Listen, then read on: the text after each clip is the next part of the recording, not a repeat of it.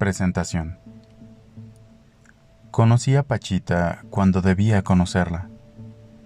Me preguntaba en ese entonces hasta dónde debía impulsarse la individualidad. Aún más, me interrogaba acerca del sentido real de la individualidad y todo lo que encontraba como respuesta no me satisfacía. Al mismo tiempo, algo dentro de mí no estaba completo. Con Pachita aprendí que la individualidad se conserva aún después de la muerte corporal, que la sensación de ser un yo mismo independiente y completo es sana, y debe expandirse hasta acceder al todo, que la unidad no se alcanza destruyendo el yo, sino transformándolo, después de aceptarlo. Todo me recordaba a John Locke, quien decía que el ego debe ser amado, conocido y después olvidado. Su regalo más grande fue el entender que se es siempre y que, por lo tanto, es necesario respetar la vivencia de la existencia y no invalidarla. Lo que veía en casa de Pachita desafiaba en un grado tan fundamental mis concepciones acerca del cuerpo y su importancia que, después de la primera sesión de operaciones, salí a la calle sintiéndome un espíritu y viviendo mi cuerpo como una especie de vehículo. Las notas después de esa sesión reflejaban ese estado de ánimo. Mi cuerpo es solo un instrumento, me dije a la salida de la casa de Pachita. El mercado con las flores brillaba en esa madrugada y yo me sentía unido con todo. Las flores son hermanitas, la tierra es hermanita, los gusanos son hermanitos, los pájaros, las víboras, los ojos. Mi cuerpo no me pertenece. Mi cuerpo es un instrumento, el espíritu se mueve. Mis manos estaban rojas de la sangre vertida en el cuchillo de monte. En esa primera sesión de operaciones yo había visto cómo una mujer se aproximó a Pachita para acostarse en una cama improvisada, hecha de tablas semirrotas, y allí, en medio de todos, un cuchillo de monte se introdujo en su vientre, para sacar un tumor y traspiatar algún órgano interno. Esa mujer, la primera persona que vi operar, me dejó una huella indeleble. Recuerdo que a punto de desmayarme tras ver la operación, algo en mí decidió proseguir y tomar todo con naturalidad y fuerza. ¿Qué fue? ¿Y cómo lograré no gritar de horror o salir corriendo de allí? No lo sé. Lo cierto es que a partir de cierto instante me sentí como en mi casa, y lo único que deseaba era ayudar y aprender. Recuerdo que después de esa sesión estaba tan hambriento que decidí ir a cenar en un restaurante. Me senté y vi que todos se me quedaban viendo. Volteé a ver mis manos y me di cuenta que estaban rojas de sangre. Lo vi, y eso me transformó tan profundamente que a partir de ese momento todas mis concepciones psicofisiológicas cambiaron. La niña era un vegetal, que no se movía, ni hablaba, ni controlaba sus esfínteres. En esa operación y en 4 subsecuentes, Pachita cortó el cuero cabelludo con el cuchillo de monte, y después abrió el hueso del cráneo usando un pedazo de sierra de plomero. Yo veía eso y parte de mí pensaba que no era cierto, y otra que era maravillosamente real. Después, Pachita hizo aparecer una sección de corteza humana. Tomó un pedazo en sus manos, le lanzó su aliento y le ordenó que viviera. «¡Vive! ¡Vive!», le gritaba. Después, con la ayuda del cuchillo, introdujo el pedazo de corteza al cráneo de la niña, y con una serie de movimientos extraños, lo dejó depositado allí. Por fin, la herida cerró después que yo fui invitado a colocar mis manos encima de la misma. A eso se le llama suturar. La niña fue vendada y devuelta a sus padres. La operación, sin anestesia, sin asepsia y considerando su magnitud y seriedad, lo que se podía haber esperado como mínimo, era una meningitis fulminante. En lugar de ello, la niña se presentó a los 15 días, para una nueva operación, sin infecciones, sin haberse muerto de shock postoperatorio y con algún síntoma de mejoría. De hecho, después de 4 operaciones similares a la descrita, yo vi a esa niña empezar a tener movimientos voluntarios, balbucear vocablos, quejarse de dolor, molestias y sonreír. Sí, sonreír. Cuando yo vi sonreír a esa niña y alcancé a comprender los motivos de su alegría, entendí que lo más fundamental es lo de mayor alcance espiritual, lo que cualquiera comprende, lo que se encuentra presente en todos los niveles, lo clásico, lo que se siente como certeza y mismidad. Era el cumpleaños de Cuauhtémoc y el recinto de las operaciones fue vestido de flores y saturado de incienso.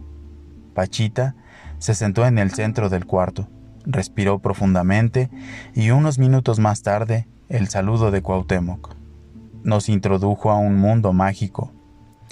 En un mensaje magnífico el hermano nos comunicó sus deseos y su amor. En cierto momento empezó a hablar de Dios y de sus designios. La niña en la silla de ruedas estaba en el recinto, acompañada de sus padres, y en el instante en el que el hermano llegó a la máxima profundidad espiritual, la niña sonrió. Cada vez que Cuauhtémoc alcanzaba un nivel que yo solo podía catalogar como de total trascendencia, la niña volvía a sonreír. Fuera de esos niveles, yo no notaba reacción alguna en ella. Aquello me enseñó lo que ya mencioné y me llenó de fe. Una de las facetas más misteriosas de la obra era lo que acontecía con la conciencia de Pachita. Durante las operaciones, recuerdo que cuando le leí el libro, la más asombrada era ella, como si no recordara lo que acontecía en las operaciones, o como si no hubiese estado en ellas. Esto último parecía lo más probable. Pachita. La conciencia de Pachita estaba ausente durante las operaciones. ¿Cómo explicar esto? En realidad, no lo sé. Armando y la misma Pachita decían que el espíritu de Pachita se iba de su cuerpo, y que el espíritu del hermano lo ocupaba mientras tanto. Creo que esta última era una explicación demasiado simple para lo que verdaderamente acontecía. Quizás Pachita funcionaba en un nivel en el que su conciencia se conectaba con la estructura más fundamental de lo que la física llama látice, y de allí extraía todo su poder. Una muestra de este poder yo la tuve en Parral. Cuando llegamos a esta ciudad, una sequía la tenía sedienta durante meses. Los campos estaban secos y la gente se quejaba del calor y de la falta de agua. Pachita hizo lo mismo. Usando el peor calor, maldijo la sequía y pidió lluvia. A la media hora empezó a caer llovizna, ligera, y en la noche comenzó una tormenta que no disminuiría su volumen de precipitación durante varios días. Los ríos de Parral se empezaron a desbordar, y en las calles la gente volteaba a ver el cielo y con ademanes de sorpresa y beneplácito agradecían la lluvia. En el estado de Morelos yo había visto a don Lucio controlar una tormenta y me había maravillado de su poder. Lo que hacía Pachita me maravillaba aún más. ¿De dónde venía su fuerza? De pequeña Pachita había sido abandonada por sus padres, adoptada por un negro africano llamado Charles. Durante 14 años, Charles cuidó de Pachita y le enseñó a ver las estrellas y a curar. Después, Bárbara Guerrero, Pachita, luchó al lado de Villa. Fue cabaretera, vendedora de billetes de lotería. Cantaba en camiones, de paso. Creo que haber vivido tantas experiencias la conectaron con lo que trascendía de todas ellas. De alguna manera, Pachita había logrado dejar atrás muchas ilusiones y eso la colocaba en un punto de contacto íntimo con la verdadera realidad. La verdadera realidad era lo que la hacía. Me parece que lo que he dicho no logra explicar por qué Pachita no era consciente durante las operaciones, a menos de aceptar que lo que nosotros conocíamos de Pachita, la personalidad que nos mostraba cotidianamente, era una especie de matriz de relaciones aparentes que desaparecía cuando la verdadera Pachita aparecía. Creo que Armando no estaría de acuerdo con lo anterior. Él era el ayudante más veterano de Pachita, y él mismo también se dedicaba a curar. Sin embargo, él sí conservaba su conciencia habitual. Alguna vez me dijo que había hecho un trato con el hermano, y que este trato consistía en que a cambio de mantener su conciencia, no recibiría tanta protección como Pachita. Por eso me confesó, he tenido tantos años, y Pachita me ha tenido que operar tantas veces. Por supuesto que los daños y su significado merecen algún intento de explicación. Pachita y todo el chamanismo mexicano distinguen entre enfermedad buena y enfermedad mala. La enfermedad buena la considera natural y curable con medicinas convencionales. La enfermedad mala, en cambio, son los daños que alguien tiene, una envidia, me explicaba alguna vez don Lucio, y la persona envidiada recibe una carga energética que lo enferma. Los daños son las introyecciones de los malos pensamientos de los otros, son las malas intenciones detectadas a niveles corporales. Me parece que toda la concepción de los daños merece un estudio profundo, sobre todo para entender cómo una alteración en las características del campo neuronal puede materializarse en un cuerpo. A las materializaciones a partir de la aparente nada, Pachita las denominaba aportes.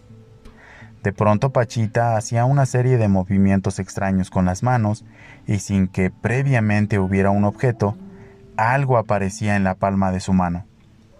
Estas materializaciones eran cotidianas y parte normal de las sesiones. La física actual también ha observado algo similar en la súbita aparición de partículas elementales a partir de la latice. Creo que el cerebro de Pachita era capaz de alterar la morfología del espacio y eso se manifestaba como una súbita materialización de un objeto. A mí me dio un aporte que describo en uno de los capítulos de este libro. Por supuesto que la explicación que he ofrecido no dice nada acerca de la especificidad de los aportes. Yo recibí un pequeño óleo pintado por un artista chino llamado Fío, Memo, un hijo de Pachita, una medalla de oro con los símbolos de las 12 tribus de Israel. Armando, algo diferente. ¿De dónde provenían esas formas materializadas y cómo surgían tan perfectas e impecables? No lo sé. Pachita se consideraba miembro de la tribu perdida de Israel. En realidad, históricamente, las 12 tribus de Israel se dividieron hace miles de años. 10 tribus abandonaron el territorio de Israel.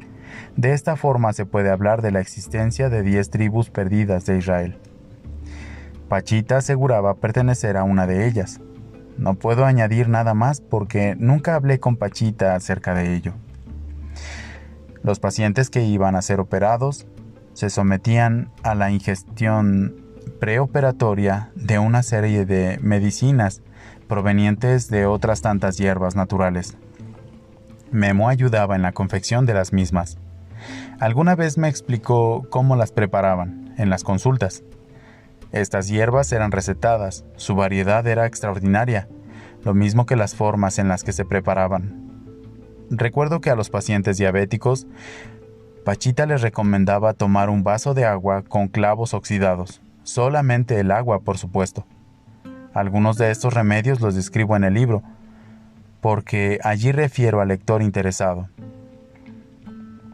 En las primeras sesiones, yo no distinguía, o más bien no aceptaba que el hermano, y no Pachita, operaba. Por supuesto, el cuerpo de Pachita no desaparecía durante las operaciones. Lo que se transformaba era su personalidad. Yo estaba acostumbrado a meditar y sabía que una etapa de la meditación se caracteriza por un estado de apertura hacia contenidos inconscientes. Cuando se llega allí, se reciben mensajes y se vislumbra la existencia de un estado de conocimiento puro y alejado de convencionalismos. Todo ello se experimenta y se vive como algo maravilloso, pero se siente que pertenece al uno mismo, que el yo no desaparece y otra entidad ocupa el cuerpo. No, eso no se experimenta. Más bien la sensación es la de estar en contacto con otro nivel de uno mismo. Para Pachita y para Armando, la transformación similar indicaba la entrada de otra entidad, el abandono del cuerpo por el uno mismo y la ocupación del mismo cuerpo por otro ser. Yo no podía creer eso y me resistí a aceptar la transformación que veía en la personalidad de Pachita como señal de desesperación de Pachita y la aparición del hermano Cuauhtémoc. Más bien, suponía que Pachita se introducía a un nivel de sí misma extraordinariamente poderoso y diferente al de su yo normal. Pero ella misma transformada y no otro ser ocupando su cuerpo. Al terminar la primera sesión de operaciones, acompañé a una de las ayudantes de Pachita a su casa. Platicamos durante el trayecto. Mi hija no podía respirar, escupía sangre y no había nada que hacer. La llevé con el hermano, le sacó los pulmones, materializó unos pulmones nuevos y se los injertó. Solo se me ocurrió preguntarle si había podido respirar entre la extracción y el injerto. ¿Pudo respirar? La mujer se rió y me dijo que habían sido unos pocos segundos de intervalo entre una y otra maniobra. Recuerdo que yo estuve a punto de decirle que no era el hermano el que había hecho aquello, sino la misma Pachita en otro nivel de conciencia, pero me contuve. ¿Quién era yo después de todo para afirmar algo así? Jamás, en ninguna meditación yo he llegado a un nivel en el que pudiera trasplantar unos pulmones. ¿Cómo podía yo saber si en verdad Cuauhtémoc existía y era capaz realmente de ocupar el cuerpo de Pachita? A partir de ese momento decidí no juzgar y simplemente aceptar lo que veía y oía. Pero no era fácil. Yo pensaba que la unidad existía y que la individualidad debía desaparecer para lograr la unidad, y he aquí que si Cuauhtémoc era una entidad individualizada, entonces la individualidad no desaparecía. El intento de equilibrar mi concepto de unidad con el de individualidad me llevó a una etapa de confusión, en la que salí cuando, meses después de la muerte de Pachita, conocí a los sufis. Un maestro sufi hablaba con Dios. Dios le decía: «Muéstrame tu presencia sin el velo de tus atributos». Dios le contestaba con una negativa: «No». El sufi le rogaba: «Te lo suplico». Dios le decía: «No, porque no podrás resistir la soledad de mi divina unidad». El sufi emocionado replicaba: «Pero si es eso precisamente lo que deseo, llegar a la unidad». Pues bien, Dios accedía: «¿Sabe entonces que tú eres aquello? ¿Tú eres aquello?». Esa respuesta me convenció de la ausencia de una real dicotomía. En la unidad, la experiencia de existencia persiste. En la unidad se llega al uno mismo, que es idéntico para todos. No intento invalidar la existencia del hermano, simplemente describo lo que vi sin negar experiencias y sin someter las vivencias a juicios críticos, reduccionistas. Por ello, hablo de Cuauhtémoc y de Pachita y de Armando y de mí mismo como seres diferentes uno del otro, cuando en realidad todos somos un mismo y único ser. Durante toda mi experiencia al lado de Pachita, incogniciones interesantes aparecieron en mi mente. Las he compilado y algunas de ellas las reproduzco al final de este libro. Las he titulado Murmullos del Silencio. Aparecieron en momentos de silencio conceptual y de gran paz, aunque no relatan incidentes y aparentemente no están relacionadas con el resto de la obra. Creo que su inclusión en esta justificada por haber aparecido durante mi colaboración con Pachita y porque enriquecen el texto. Aunque en ocasiones la tentación casi traicionó mi prudencia, no he querido retocar los capítulos que ya estaban escritos, ni tampoco añadir nuevas descripciones. Creo que haberlo hecho atentaría en contra de la frescura del texto. Una posible desventaja, sin embargo, es que algunas frases pudieron mejorar con una corrección o una descripción. Clarificarse usando el mismo procedimiento. Espero que el lector disculpe tales faltas y aprecie la frescura original, esta última cuando existe. Resulta de haber escrito mis experiencias el mismo o el siguiente día después de las sesiones.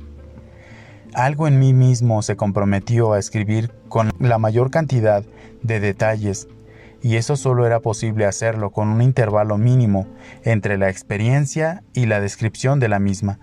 Sin embargo, confieso que mis propias carencias son un límite insalvable y que jamás pude describir todo lo que yo deseaba. Espero que lo descrito sea suficiente para que el lector sienta el carácter y la atmósfera de la obra de Pachita y del hermano. Mis antecedentes como psicofisiólogo están incluidos en algunos capítulos y secciones. Quiero decir con lo anterior que en algunas partes me introduzco en tecnicismos y explicaciones fisiológicas que quizá solo sean entendibles para el especialista. Creo que tengo algún derecho de incluir mi propia visión de esta obra, y por ello me he atrevido a no suprimir las partes del libro con sabor fisiológico. Han transcurrido años desde que viví las experiencias con Pachita, y siento que no soy el mismo que era antes de conocer a esa maravillosa mujer. Su amor hacia todos sus pacientes era ejemplar, su entrega a la hora de curarlos total, y su buen humor y frescura hacían especialmente deliciosas las ocasiones en que tuve oportunidad de acompañarla. En verdad, la extraño y la recuerdo mucho. Considero que este libro es una continuación de la obra iniciada por Pachita y su heredad. Ojalá que el que lo lea impulse su amor al prójimo y a sí mismo y a Dios.